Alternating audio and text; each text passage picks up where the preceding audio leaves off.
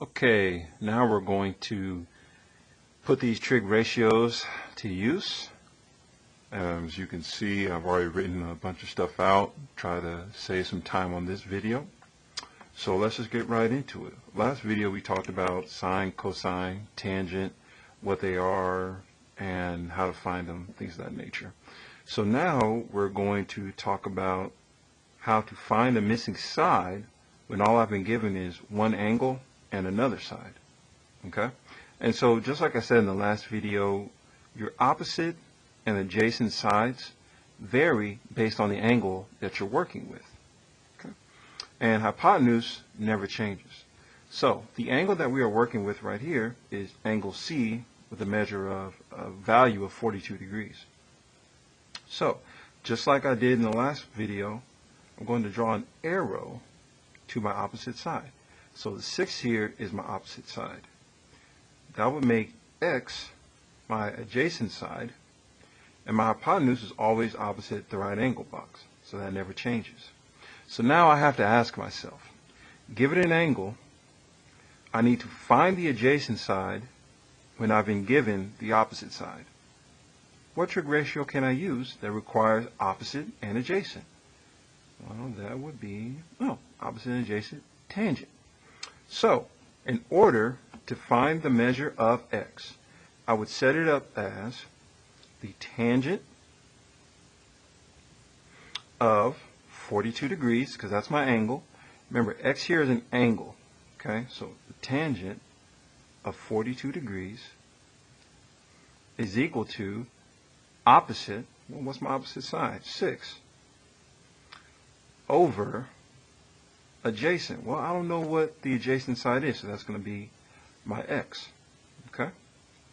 And I like to put it over 1 just so I can create a nice little cross multiplication action. So I'm going to cross multiply in order to solve for x. So I'm going to do x times the tangent of 42.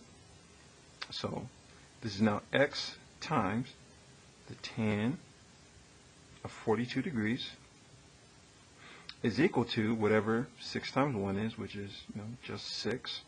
It's equal to 6. Okay? Now, just like in normal algebra, I have to get x by itself.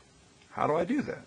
Oh, well, I just divide both sides by the tangent of 42.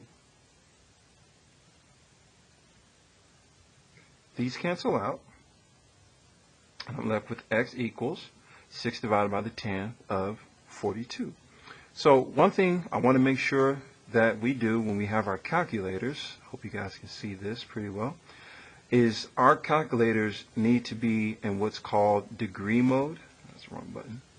So I'm going to hit the mode button, press the wrong button a couple of times, and as you can see, my degree is highlighted. If your radian is highlighted, you don't want that highlighted. So you want to move over to degree, hit enter, and you want your degree to be highlighted like such. Otherwise, you'll get the answer you don't want.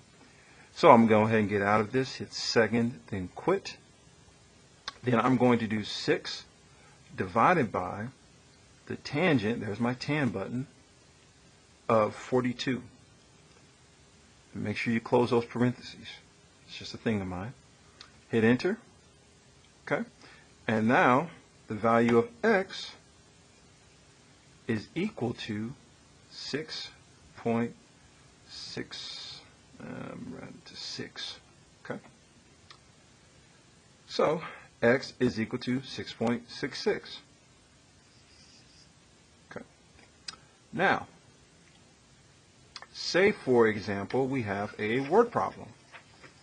Boom, we got it ready for us. Okay. So a 65-foot ladder makes an angle of measure of 75 degrees with the ground. How high up the wall does the ladder reach? So one thing I always tell my students, don't be too cool to draw the pictures. Okay?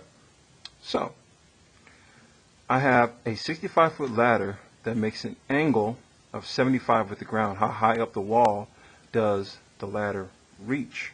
So one thing I want to know, okay, so make this my wall.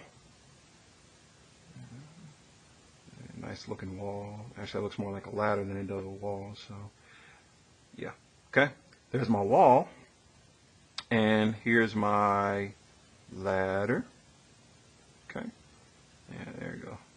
Good looking ladder there.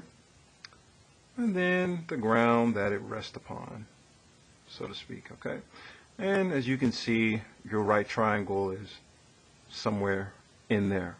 Okay, so you have a 65-foot ladder, so I know that the distance of this ladder right here is 65, okay? And it makes an angle of measure of 75 degrees, okay? How high up the wall does the ladder reach? That's my x, okay? So, just like I've done before, I need to know, well, what's my opposite, what's my adjacent, and what's my hypotenuse side? Here's the angle I'm working with. Oh, there's my opposite side. So I'm looking for the opposite side. That means this side down here would be my adjacent side. And the hypotenuse never changes. So I've been given an angle, and I've been given the hypotenuse, and I'm trying to find the opposite side. So what trig ratio requires the use of opposite and hypotenuse? Well, that's sine.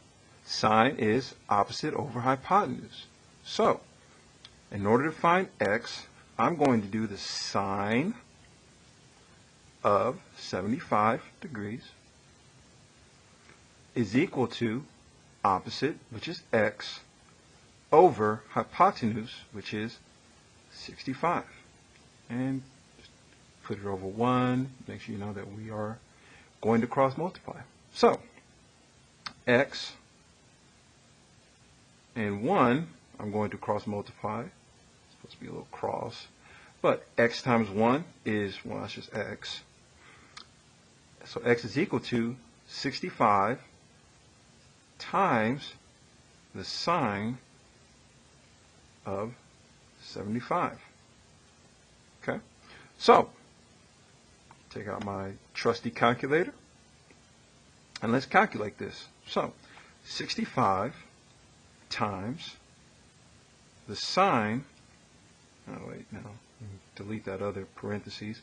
So 65 times, here, I'm going to start over, 65 times the sine of 75, okay, hit enter, and I get x equals to 62.79, and that's in feet. So the distance up the wall is 62.79 feet. And this answer makes sense because this side is not longer than the hypotenuse, so it actually makes sense. Okay? So, in brief summary, since I've got a little extra time on this video, you have to know what you have and what you're being asked to find. In this example, I was given the hypotenuse and I was being asked to find the opposite. What trig ratio uses opposite and hypotenuse? Sine. In the previous example, I was asked to find the adjacent side when I was given the opposite side. What trig ratio uses opposite and adjacent? Well, that's tangent. Okay? So, make sure also that once again, your calculator is in degree mode when you do these. If you have a cell phone calculator that you are using, I do believe those are automatically set to degree mode, so you don't have to worry about changing that.